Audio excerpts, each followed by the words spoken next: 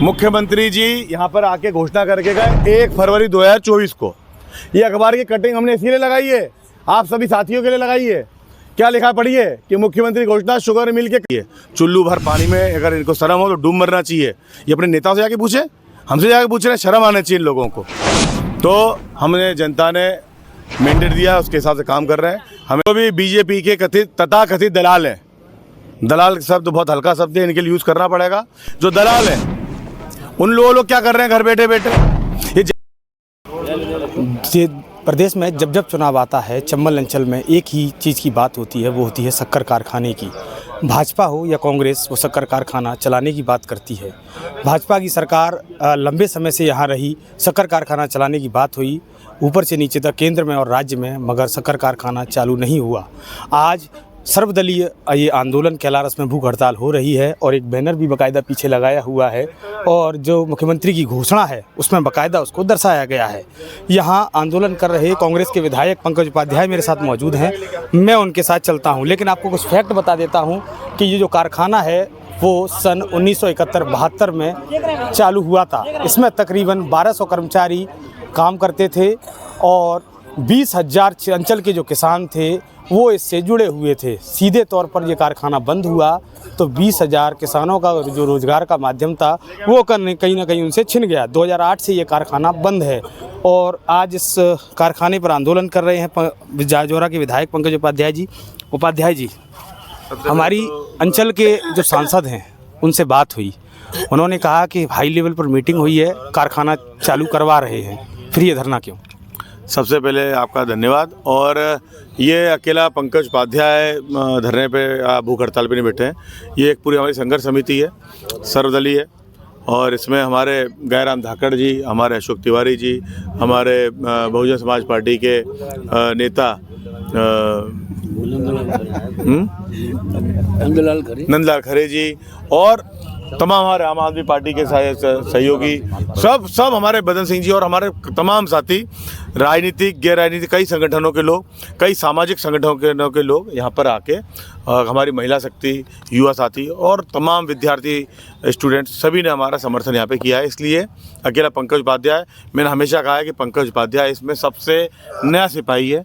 इन सब ये पुरोधा हैं इसके, ये योद्धा हैं इसके, सेनापति हैं, मैं सिपाही हूँ। दूसरी बात कि आपने प्रश्न में पूछा कि हमारे शिवमंगल जी तोमर माननीय हमारे क्षेत्र के सांसद हैं और बड़ा गंभीरता से हम उनके समझते थे, मैंने थे इसलिए लगाया कि हमने मंच से कई बार बोला कि आपने अगर एक पत्र लिखा हो आज तक इस कारखाने को चलाने के लिए तो बताओ, आज ही लिख के पहुँचाओ, कम से इतना ही पहुँचाओ कि आज ही लिख के पहुँचाओ। तो आज तक ऐसा कोई पत्र या कोई पत्राचार उन्होंने नहीं बताया। हाई लेवल मीटिंग की बात करती हमने सुना है, कहीं आपने कोई पत्राचार ऐसा देखा हो तो बताएं। और एक तरफ आप अगर उसको कारखाने को चालू करने की बात करते हैं और दूसरी ओर आपकी कथनी और करनी का अंतर स्पष्ट होता है। यहाँ जमीन नीलामी की प्रक्रिया आप देख के आए होंगे अभी कि आपने इस जमीन की नीलामी की प्रक्रिया 4 बार कर दी। अगर हम आंदोलन नहीं करते तो निश्चित रूप से ये कारखाना बिक चुका होता, ज़मीनें बिक चुकी होती और हम लोग सब लोग सड़कों पे आ चुके होते। जिन लोगों का, युवाओं को सपना है कि हमें रोज़गार मिलेगा, जिन हमारे पूर्व कर्मचारियों का सपना है कि हमारा पूर्व भुगतान होगा, जिन किसानों का सपना है कि हम गन्ना उगाएंगे और हमारे यहाँ क्षेत्र में आर्थिक क्रांति आएगी, वो सब सपना धूमिल हो जाते हैं। तो मैं शिवमंगल सिंह तोमर और उनके जितने भी तमाम बीजेपी के हमारे परिवारजन हैं, राजनीति अपना तरीका होता है लेकिन हम सब हित रहते हैं कि समाज में, तो हमारे सब परिवारजन ही है।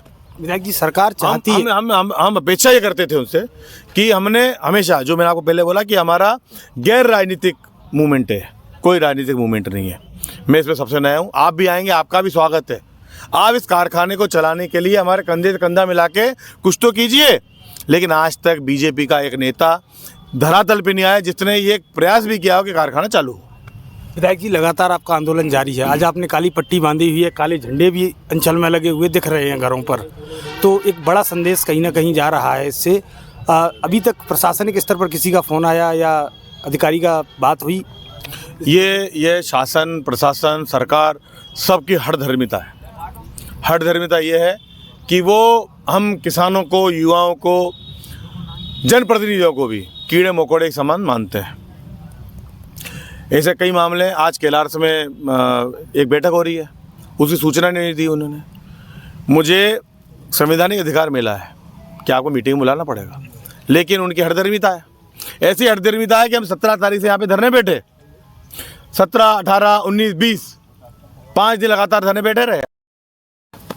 कोई एक भी अधिकारी का, नेता का, किसी का फ़ोन नहीं आया कि आप धरने पे क्यों बैठे हैं।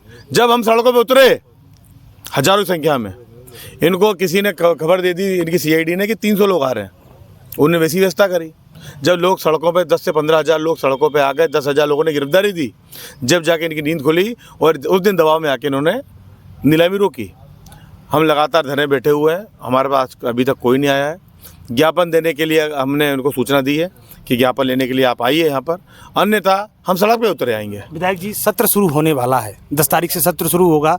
पिछले सत्रों में भी आपने शुगर फैक्ट्री चालू करवाने के लिए विधानसभा अध्यक्ष से भी गुहार लगाई थी।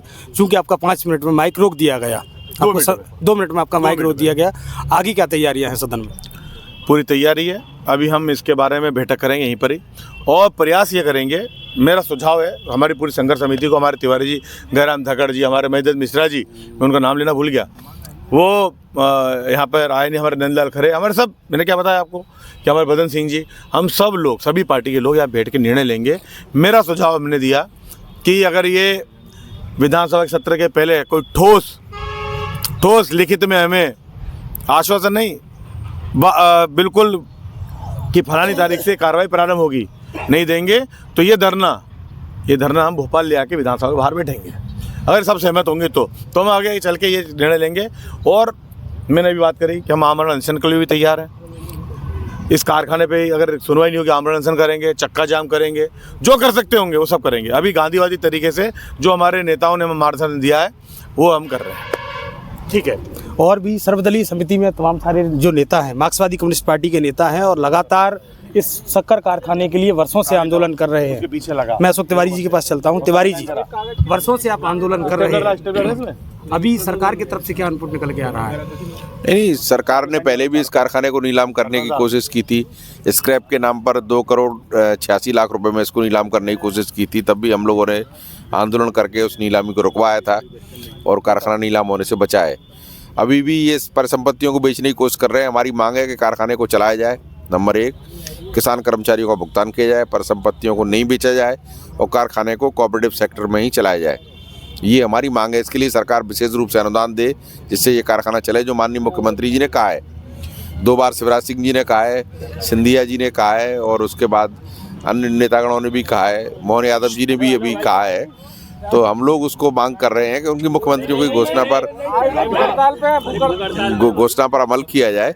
ये हमारी मांग है और इसके लिए आज हम लोग यहाँ पर भूख हड़ताल कर रहे हैं और ज्ञापन देंगे।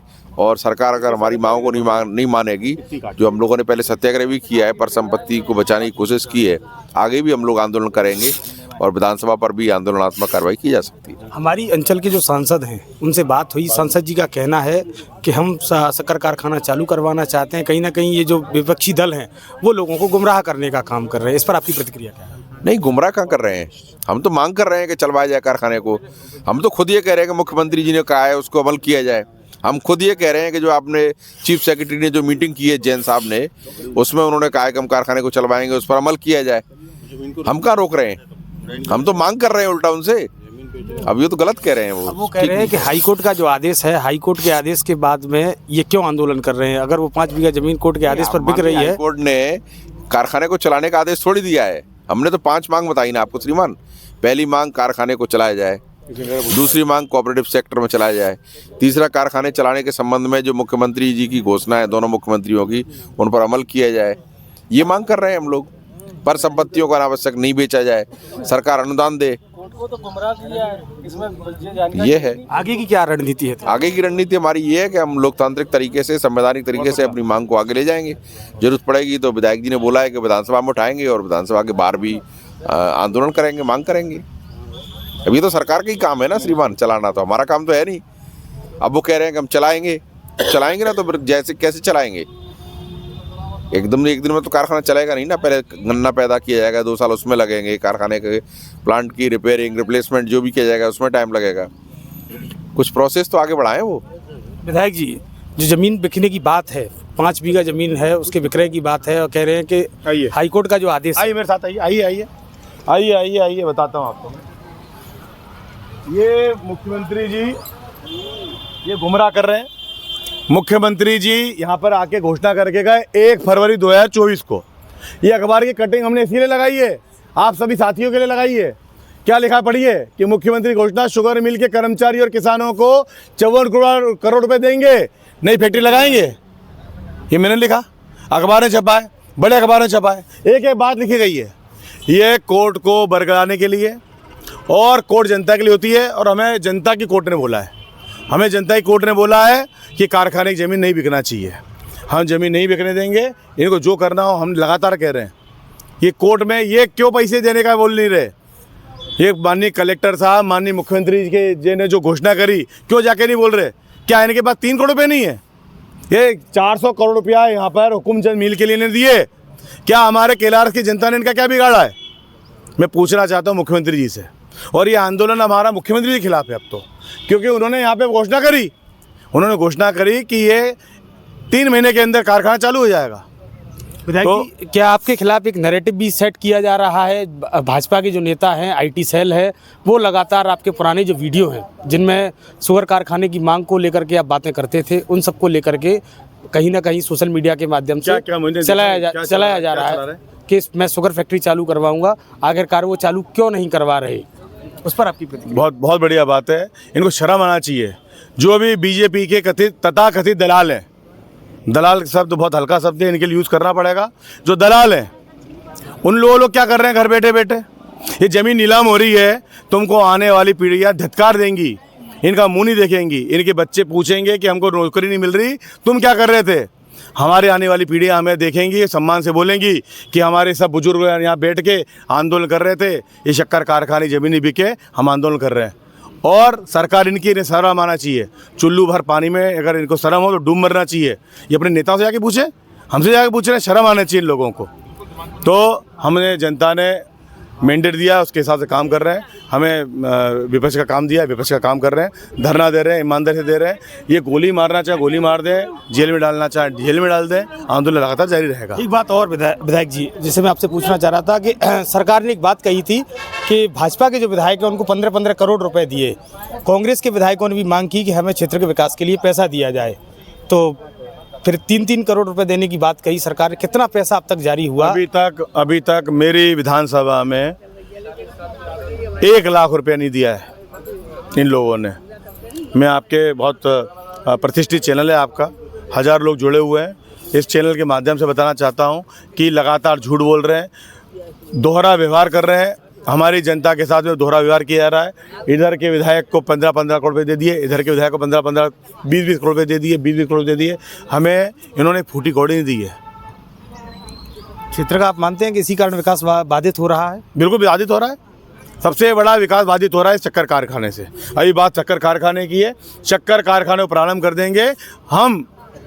पंकज उपाध्याय व्यक्तिगत रूप से इनका सम्मान करेगा। ठीक है, तो ये थे कांग्रेस के विधायक जोरा विधानसभा क्षेत्र के पंकज उपाध्याय, जो सीधे तौर पर कह रहे हैं कि विधानसभा में जाकर के मैं सीधे तौर पर ये बात अपनी रखूँगा। और मेरी खबरें अगर आपको अच्छी लग रही हैं तो कृपया शेयर करना ना भूलें। धन्यवाद साथियों।